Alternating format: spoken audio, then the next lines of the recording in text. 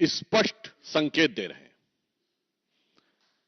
कर्नाटक में कांग्रेस के मुख्यमंत्री श्री सिद्धारमैया के विषय में MUDA scam, Mysore urban development authority में जिस प्रकार से उनके परिवार ने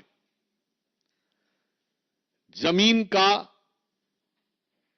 दुरुपयोग करके और सरकारी अथॉरिटी का दुरुपयोग करते हुए भारी संपत्ति बनाई, उस विषय में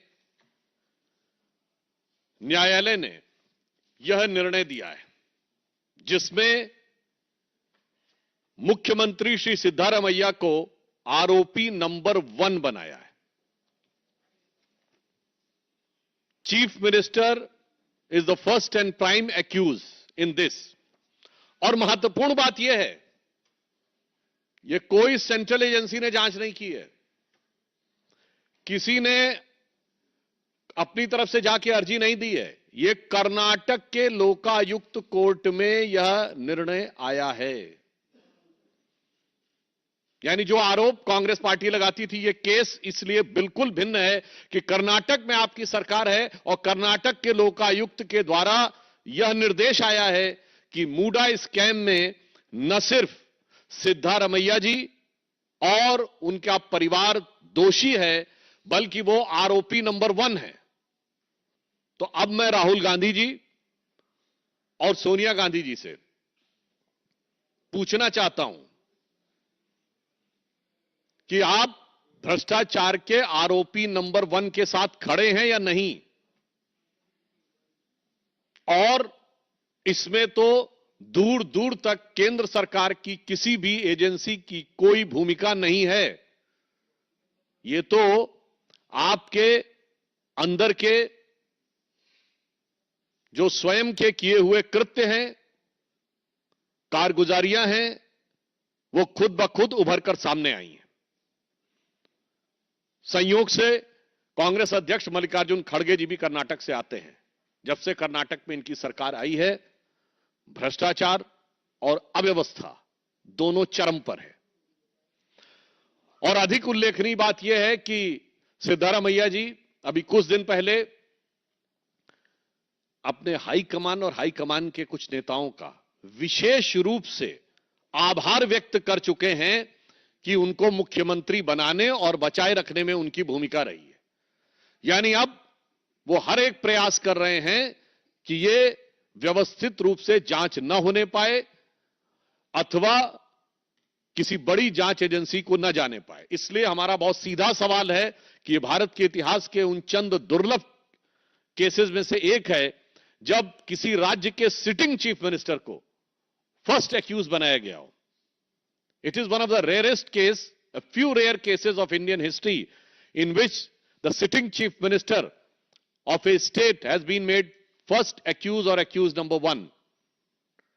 तो अब राजनीति में नई सोच लाने के 99 के उबाल से लबरेज हो रहे राहुल गांधी से मैं पूछना चाहता हूं कि आरोपी नंबर 1 के साथ आप खड़े हैं या नहीं। यह कांग्रेस के भ्रष्टाचार के चेहरे को बहुत साफ कर रहा है। और आप एक और चीज ध्यान दीजिए, अभी मात्र आपने कुछ दिन पहले हरियाणा के इनके एक विधानसभा प्रत्याशी का वो वायरल वीडियो देखा होगा, जिसमें वो एलानिया कह रहे हैं कि पहले तो अपना घर भरेंगे और उसके बाद फिर रिश्तेदारों के बारे में उनका घर भरेंगे।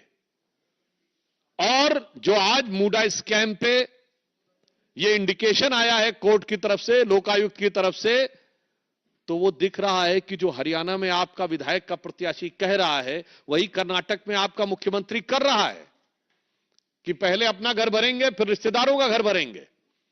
और इवन ये भी उन्होंने एक ऑब्जर्वेशन दिया है कि 1998 से 1998 से लेकर आज तक अनेक मौकों पे वर्तमान मुख्यमंत्री सिद्धारमैया जी का उसमें इन्वॉल्वमेंट प्रतीत होता है।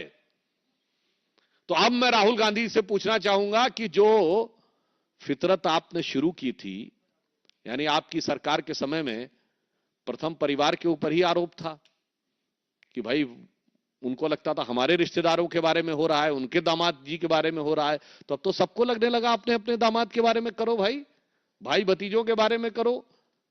तो ये सिर्फ एक संवैधानिक और न्यायिक विषय नहीं है, it is not just a constitutional legal issue.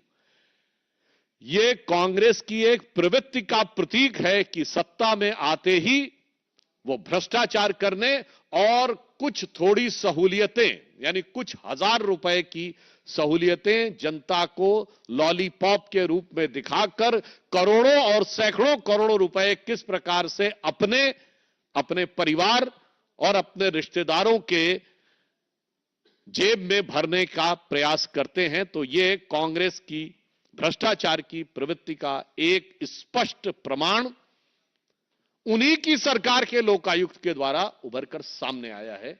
इस पे हमें कांग्रेस से जवाब चाहिए। दूसरा विषय भी, कोलकाता के हाई कोर्ट ऑफ कलकत्ता ने यह जजमेंट दिया है, एक बहुत ही दुर्दांत और दुस्साहसी घटना। दुर्भाग्यवश पश्चिम बंगाल में तृणमूल कांग्रेस सरकार में एक ऐसी परिस्थिति बनती जा रही है कि अपराधियों का मनोबल इतना बढ़ गया है कि ऐसा लगता है कि पुलिस उनकी बंधक बन गई है, लगता है वहां की सरकार उनकी बंधक बन गई है।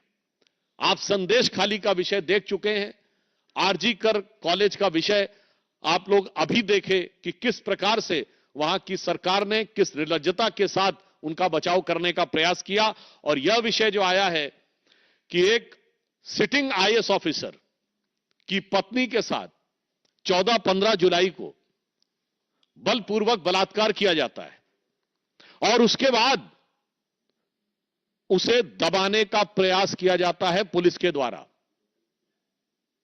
पुनः यह मैं बात कह रहा हूं, एक सिटिंग आईएएस ऑफिसर की पत्नी के साथ शिकायत होने के बावजूद पुलिस का जो रवैया रहा, पश्चिम बंगाल पुलिस का, उसके बारे में कलकत्ता हाई कोर्ट ने आज बहुत सख्त और बहुत गंभीर सवाल उठाए हैं। पहला, उन्होंने यह कहा है कि इस प्रकार के विषय में जो जांच अधिकारी था वो कोई महिला अधिकारी क्यों नहीं थी, पुरुष अधिकारी के द्वारा जांच क्यों करवाई गई।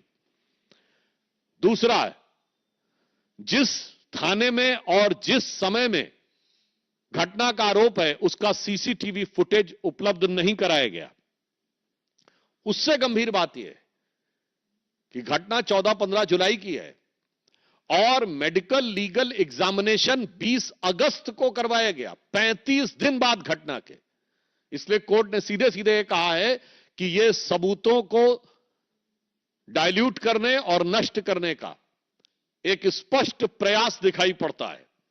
और इसके साथ साथ केस को हल्की धाराओं में दर्ज किया गया और इस विषय पे तल्ख टिप्पणी करते हुए कलकत्ता हाई कोर्ट ने यह कहा है कि उन पुलिस अधिकारियों पे कार्रवाई की जानी चाहिए और डिप्टी कमिश्नर स्तर की किसी महिला अधिकारी के द्वारा इस विषय की जांच कराई जानी चाहिए। यह दर्शाता है कि आज पश्चिम बंगाल महिलाओं के लिए कितना खतरनाक हो गया है। यह तो एक पक्ष है, सिर्फ अपराधियों का आतंक नहीं है, यहां पे अपराध और पुलिस, अपराध और सरकार के बीच में एक दुरभिसंधि दिखाई पड़ रही है। A very heinous nexus appears presumably between the government officials, the police and the criminals. इसलिए यह विषय इतना गंभीर है कि यदि सिटिंग आईएएस ऑफिसर की पत्नी के साथ ऐसा होने पे पश्चिम बंगाल की सरकार कर सकती है, तो याद करिए जो बिहार का एक चंपा विश्वास कांड हुआ था, उसके बाद शायद यह भारत के इतिहास का सबसे दुर्दांत कांड है। और इस विषय पे असंवेदनशीलता इन घटनाओं पर पश्चिम बंगाल की सरकार की कितनी है, इससे पता चलता है कि हाल ही में एक घटना